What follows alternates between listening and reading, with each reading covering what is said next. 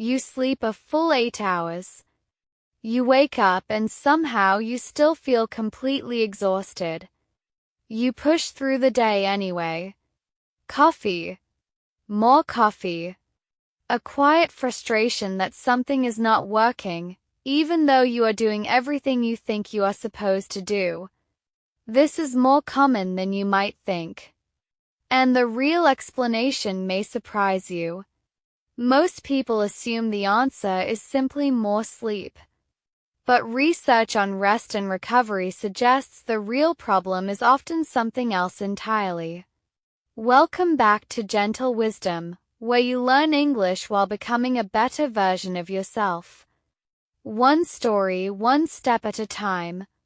Today we explore the science behind chronic fatigue and why the quantity of your sleep is not the whole story. By the end of this video, you will understand what your brain truly needs to recover. You will also understand why rest is never a weakness. Let's begin. Lesson 1: Sleep is not just time. Matthew Walker, a sleep scientist, explains this clearly in his book Why We Sleep, published in 2017. It became an influential guide to understanding what actually happens while we rest. Walker explains that sleep is not simply unconsciousness. It is an extremely active process during which your brain performs essential maintenance work it cannot do while you are awake. During deep sleep, your brain clears away waste products that build up throughout the day. It also processes emotions, consolidates memories, and restores the systems that keep your mind sharp. None of this happens while you are simply lying still awake or drifting in and out of light, interrupted sleep. If this deep, restorative sleep is disrupted, even by stress, screens, or irregular schedules, 8 hours in bed does not guarantee 8 hours of actual recovery. Rest is not weakness. It is how your brain recovers. Lesson 2: Why pushing through makes it worse. Many people respond to fatigue by pushing harder. More caffeine. More willpower. The belief that rest is something to earn only after everything else is finished. Walker's research suggests this approach often backfires. Chronic sleep deprivation impairs memory, emotional regulation, and decision-making, the very things people need most when they are trying to push through a demanding period. In other words, ignoring exhaustion does not simply delay the cost. It often makes your performance worse in the moment you are trying hardest to perform well. This creates a frustrating cycle. The more exhausted you feel, the more you push, and the more your ability to think clearly quietly declines. Here is one way to test this today. Notice one moment when you feel tempted to sacrifice sleep to get more done. Ask yourself honestly, has doing this before actually made me more productive or simply more tired the next day? Lesson 3: Noah and Yuna.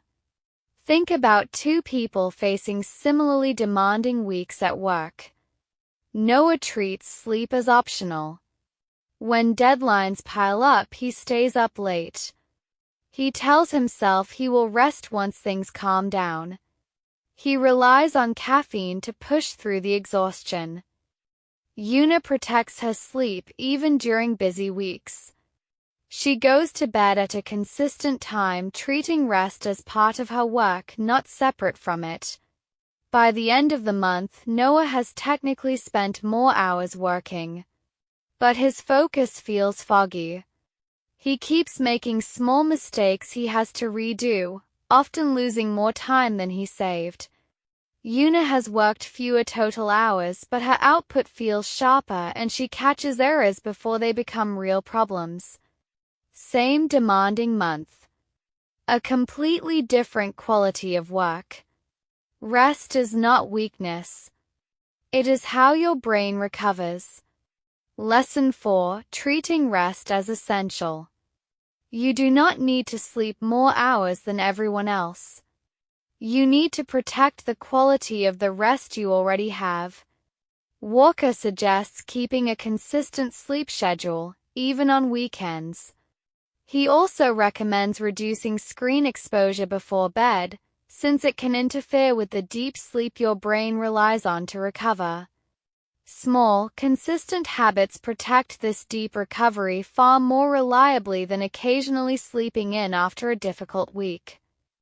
Think about how this connects to learning English. Studying while exhausted often means information barely sticks, no matter how long you sit with the material. A well-rested brain absorbs and retains new language far more effectively than a tired one forcing itself through repetition. Try this tonight. Choose one small change: going to bed 15 minutes earlier, or setting your phone aside before bed. Notice how it affects how you feel tomorrow. Every night of real rest is an investment in tomorrow's clarity. Every small protection of your sleep protects your ability to think well. Every choice to rest is a choice for a sharper, steadier mind.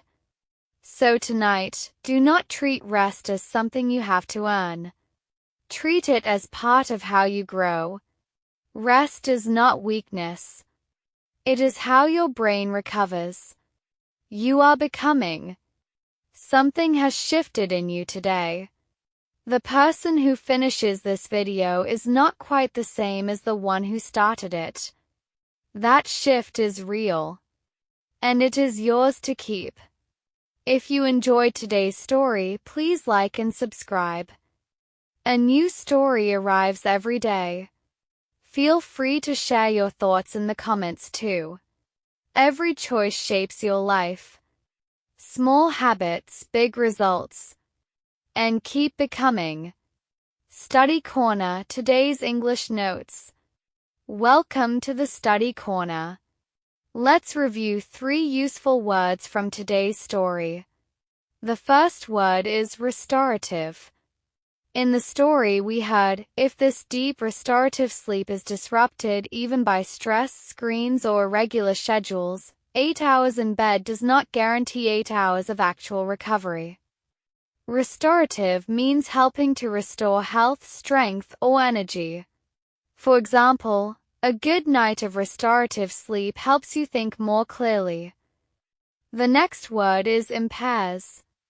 In the story we heard, chronic sleep deprivation impairs memory, emotional regulation, and decision-making, the very things people need most when they are trying to push through a demanding period.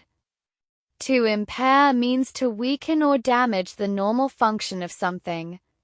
For example, lack of sleep impairs your ability to focus. The third word is consolidates.